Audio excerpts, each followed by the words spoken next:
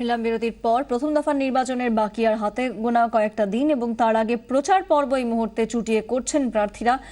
চৌরঙ্গী বিধানসভা কেন্দ্রের কংগ্রেস প্রার্থী সোমেন মিত্র তিনি প্রচার করছেন হুডখোলা জিপে তালতলা চত্বরে। সেখান থেকে রয়েছেন আমাদের প্রতিনিধি সন্দীপ সরকার। সন্দীপ, এই মুহূর্তে যে প্রচার চলছে সেই প্রচারের ছবি আমরা দেখতে চাইব।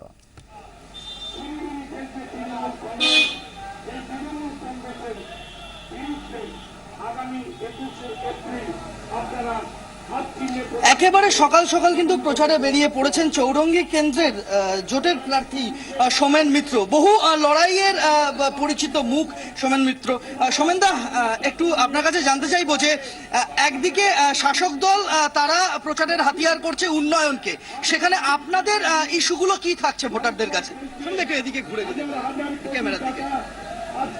ভোটাররা জানেন পশ্চিমবঙ্গে কি উন্নয়ন হয়েছে, অর্থাৎ ভোটারদেরকে নতুন করে কিছু বলতে হবে না।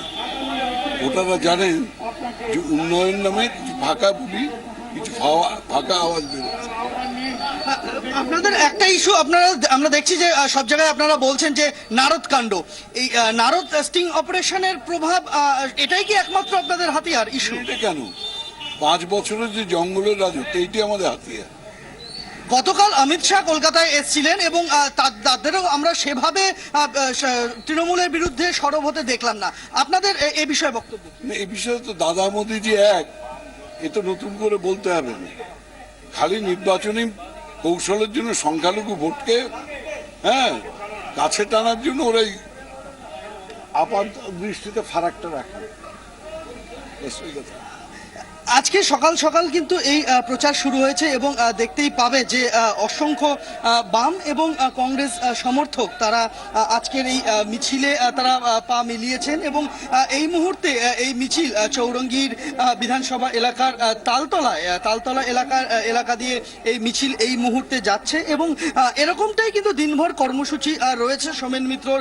সকালের দিকে প্রচার একদম সকাল সকাল শুরু হয়েছে, সকাল 8টা থেকে তিনি প্রচারে বেরিয়ে গেছেন। সন্ধ্যাতেও প্রচার রয়েছে।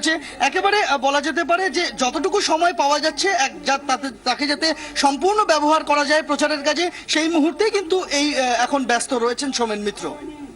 অনেক ধন্যবাদ সন্দীপ সরকার, আমাদের প্রতিনিধি আমাদের সঙ্গে ছিলেন সরাসরি। আজ সকাল থেকেই সোমেন মিত্র তিনি প্রচারে বেরিয়ে পড়েছেন। চৌরঙ্গী বিধানসভা কেন্দ্রের কংগ্রেসের প্রার্থী তিনি।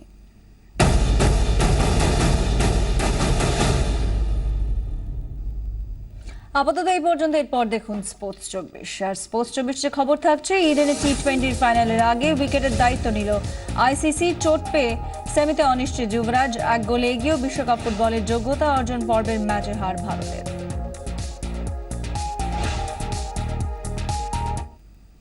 আরো খবর, সঙ্গে থাকুন 24 ঘন্টা।